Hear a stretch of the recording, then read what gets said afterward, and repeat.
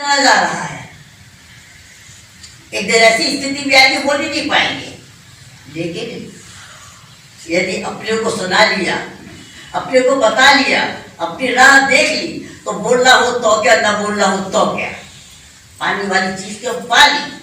उसी बात को बताने के लिए एक आदेश हुआ कि तुम वास्तव में मानव का फैलाओ। और भीतर से ये नाम शब्दों में प्रस्फुटित हुआ, वो व्यक्त होकर आया, मानव सेवा संघ। और एक कागज पर लिखा, मानव सेवा संघ लिखवाया। और एक भाई थे सुमत जी, तो सुमत अग्रवाल, उनको भेजा और द्वारकापुरी जाओ, तो द्वारकाधीश महाराज के चरणों में इसको रखना। और स्वयं कमरे में बंद हो गए श्वास। वहीं से प्रार्थना उद्भूत हुई। प्रथम प्रार्थना, सुख दुख के बंधन से मुक्त हो। आज हमारी दशा के हम सब सुख दुख के बंधन में बंधे हुए। अगर बात पूरी हो गई तो सुख, यही तो घरों में हो रहा है। आपकी बात मान ली तो सुख, और बात नहीं मानी क्या है फिर? दुख, द्वेष। मान ली बात तो राग द्वेष के बंधन में बंधे हुए। तो उन्होंने कहाँ से शुरू किया मानव सेवा संघ को? सुख दुख के बंधन से मुक्त हो, आपके पवित्र प्रेम का आस्वादन कर कृतकृत्य हो जाए। उसके बाद नियम बनाए, कैसे सुख दुख के बंधन से मुक्त हो गए। तो 11 नियम अगर आप देख लें तो जीवन की यात्रा का पूरा चित्र है। प्रथम चित्र शुरू किया उन्होंने, आत्मनिरीक्षण। क्यों आए हम? अपना निरीक्षण करें, कौन सी हमसे भूले हुई थी जिस कारण हमने हमारे प्यारे हमसे अलग हो गया। क्या भगवान ने हमें अलग किया है? वो तो आज भी वैसे ही मौजूद है, जैसा सतयुग में थे, जैसा त्रेता में थे, जैसे द्वापर में थे। क्या आज परमात्मा नहीं है? पर हम ही विमुख हो गए हैं। वो पुकार रहा है, बुला रहा है, पर हम बार बार संसार के आकर्षण में, मोह माया में बंधे हुए हैं। और हम कहते किस तरह बाधा? अरे भैया, तुमने खुद ही बाधा है अपने को। अब बंधन से मुक्त हो जाओ। और 4 महावाक्य जो अभी श्रवण कर रहे थे, सचमुच मेरा कुछ नहीं है। क्या हम सिद्ध कर सकते हैं अपना कुछ है? क्या हम शरीर को ले लीजिए जो मेरा हो सकता है? अगर मेरा है तो ये स्थिति आई क्यों? बदलाव आया क्यों? न शरीर मेरा, न वस्तु मेरी, न योग्यता मेरी, न सामर्थ्य मेरी, न परिवार मेरा। तो किसी के ऊपर हमारा स्वतंत्र अधिकार नहीं है।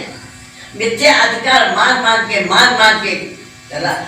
काम, क्रोध, लोभ, मोह, मत्सर में फंसे हुए हैं। श्री महाराज जी की व्यथा, किसी तरह हम जाग जाए, इन विकारों से मुक्त हो जाए, उसके लिए जो मानव जीवन हमें मिला। तो उन्होंने उसके बाद 11 नियम बनाए और जगह जगह विचरते जाते थे, पर्चे बढ़ते जाते थे। और वृंदावन आते आते ब्रज धाम में उन्होंने संघ की स्थापना की और रजिस्ट्रेशन कराया यहाँ, और वृंदावन मुख्य कार्यालय बनाया 67 वर्ष पूर्व। और ग्राम प्रांत नगर भ्रमण किया, यही आलोक दीप जलाने के लिए। भैया, ये जीवन फिर नहीं मिलेगा। अब तक तो गोते खाए हैं, अब मत गोते खाते रहना। और कुछ नहीं है, देखो, अपने सुख दुख का कारण किसी और को मत मानो। यहीं से नरक शुरू होता है, माना जाए।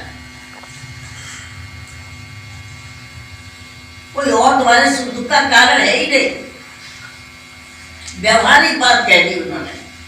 और बहुत से स्लोगन्स है महाराज जी के, जिससे पग पग पे हमें रास्ता मिलता है। यहाँ आते आते उन्होंने फिर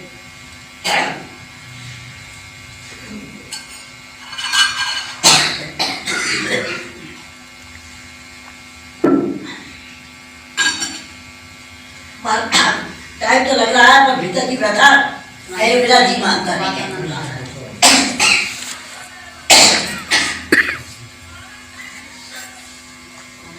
और मानव सेवा संघ की स्थापना कई जगह भ्रमण किया, नैनीताल गए और भी पहाड़ी स्थानों पर गए, रानीखेत वगैरह गए कि मानव सेवा संघ की स्थापना कहाँ करें। लेकिन जैसे ही वृद्धाप में आए, केदार जी की बहुत प्रतिभा की, महाराज जी ने यहाँ आते ही बिहारी जी के दर्शन करने गए और दर्शन करते ही भीतर से उनको ऐसा प्रकाश मिला कि यही होगा। और ये स्थान भी श्री बिहारी की कृपा से ही लिया गया।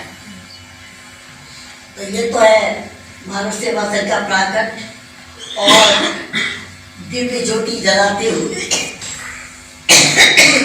अपना संदेश सुनाते हुए, बहुतों का मार्गदर्शन करते हुए समय निकलता गया।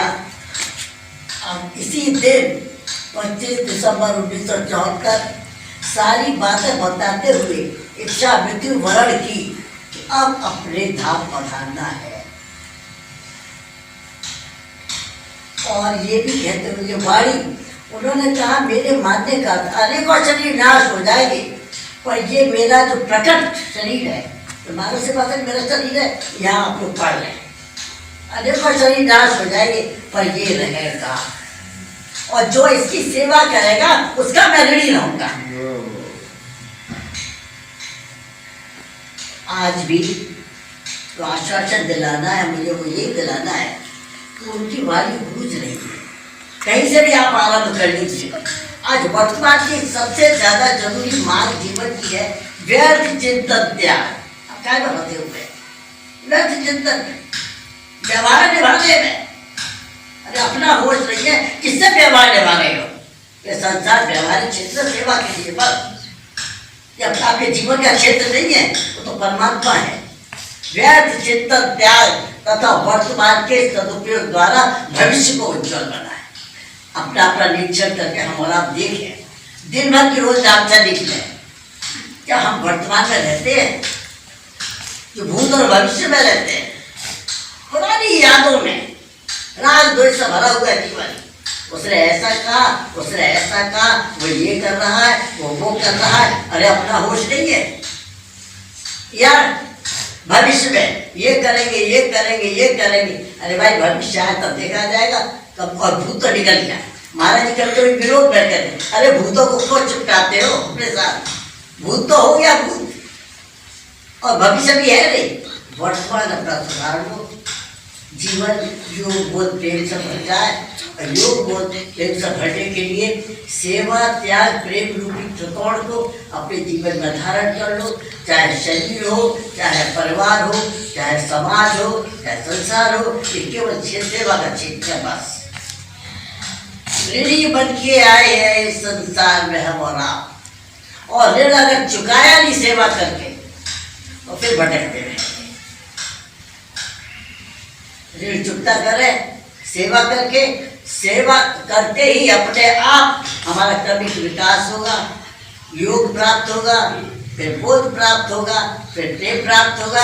योग के साथ हम प्यारे के समीप होंगे। उन्होंने ये भी नहीं कहा राम को मानो, कृष्ण को मानो, कि शंकर को मानो, कि माँ दुर्गा को मानो, जिसको भी मानना चाहो मानो, वो तो तुम्हारे हृदय के प्रेम रस का पान करने के लिए हर क्षण हर पल लालायित है। जिसको भी तुम मानते हो उसी रूप को धारण कर लेते हैं, उसी नाम को धारण कर लेते हैं, और तुम्हारे भीतर में समाये हुए हैं।